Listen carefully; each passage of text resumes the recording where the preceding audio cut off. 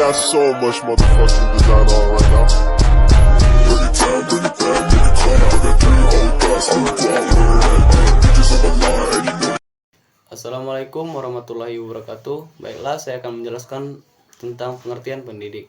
Dalam Kamus Bahasa Indonesia, dinyatakan bahwa pendidik adalah orang yang mendidik dalam pengertian yang lazim digunakan. Pendidik adalah orang dewasa yang bertanggung jawab, memberikan pertolongan kepada peserta didiknya dalam perkembangan jasmani dan rohani, agar mencapai tingkat kedewasaan mampu mendiri dalam melakukan tugas sebagai hamba dan khalifah Allah Subhanahu wa taala. Guru dalam konteks pendidikan Islam, pendidik yang sering disebut dengan murabbi, muallim, muadzib, mudarris, dan mursyid. Menurut peristilahan yang dipakai dalam pendidikan dalam konteks Islam, kelima istilah ini mempunyai tempat tersendiri dan mempunyai tugas masing-masing. Yang kedua ada tenaga pendidik dalam pendidikan Islam. Tenaga pendidik dalam pendidikan Islam memiliki peran yang sangat penting dalam membentuk generasi yang beriman, berakhlak mulia, dan berpengetahuan luas tentang ajaran Islam. Mereka bertanggung jawab untuk menyampaikan pengetahuan agama, moral, etika, dan nilai-nilai Islam kepada para siswa. Tenaga pendidik dalam pendidikan Islam juga berperan sebagai teladan yang baik bagi siswa dalam menjalankan ajaran Islam dalam kehidupan sehari-hari. Profesionalitas dan kompetensi pendidik. Profesionalitas dan kompetensi pendidik sangat penting dalam memastikan kualitas pendidikan yang diberikan kepada para siswa. Berikut adalah beberapa aspek menunjukkan profesionalitas dan kompetensi pendidik. Yang pertama, ada pendidikan dan pelatihan. Yang kedua, kemampuan mengajar. Yang ketiga, kepedulian terhadap siswa. Yang keempat, etika profesi. Yang kelima, kemampuan mengelola kelas. Yang keenam, pemahaman terhadap kurikulum. Yang ketujuh, pengembangan diri. Keutamaan pendidik. Keutamaan pendidik dalam Islam memiliki nilai yang sangat penting dalam membentuk karakter dan moralitas siswa. Ini ada beberapa keutamaan yang dimiliki oleh pendidik dalam Islam. Yang pertama, teladan yang baik. Yang kedua, pemahaman agama yang mendalam. Yang ketiga, kepedulian dan kasih sayang. Yang keempat, kemampuan mengajar dengan sabar. Yang kelima, membimbing menuju kebaikan. Yang keenam, doa dan tawakal. Dengan memiliki keutamaan-keutamaan ini, pendidik dalam pendidikan Islam diharapkan dapat menjadi agen perubahan yang positif bagi generasi muda, membimbing mereka menuju kebaikan dan membantu mereka tumbuh sebagai individu yang taat beragama dan bermanfaat bagi masyarakat. Ada juga hak pendidik. Dalam menjalankan tugas profesinya, guru memiliki hak dan kewajiban yang harus diperhatikan dalam Undang-Undang Nomor 14 Tahun 2005 tentang guru dan dosen. Pada bagian kedua mengenai pada pasal 14, adapun hak yang dimiliki seorang guru adalah: yang pertama, memperoleh penghasilan di atas kebutuhan hidup minimum dan jaminan kesejahteraan sosial. Yang kedua, mendapatkan promosi dan penghargaan sesuai dengan tugas dan prestasi.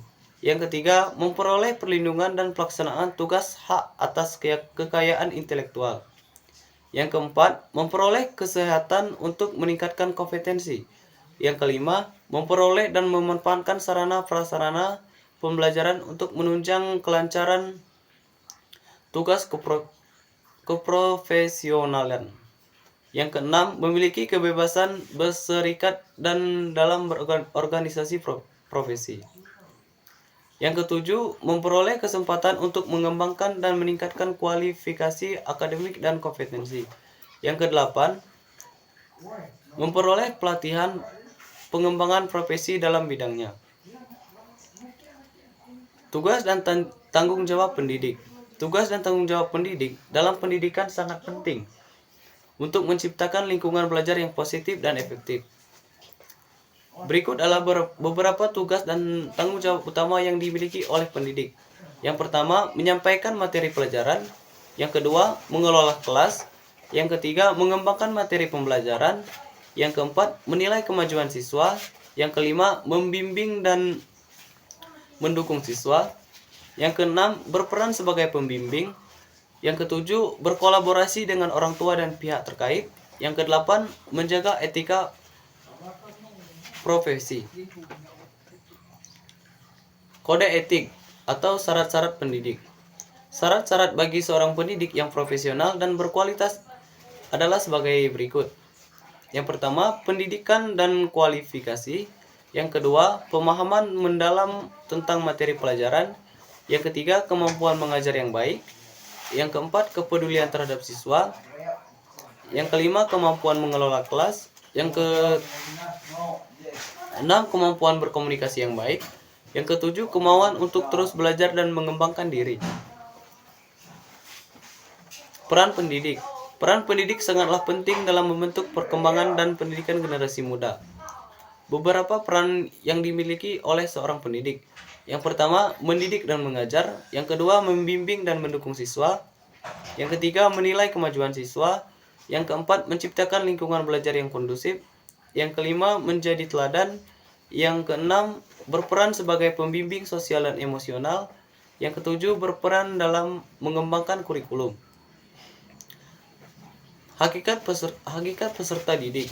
Yang pertama, peserta didik adalah individu yang sedang berkembang. Yang kedua, peserta didik adalah bertanggung atas pendidikannya sendiri.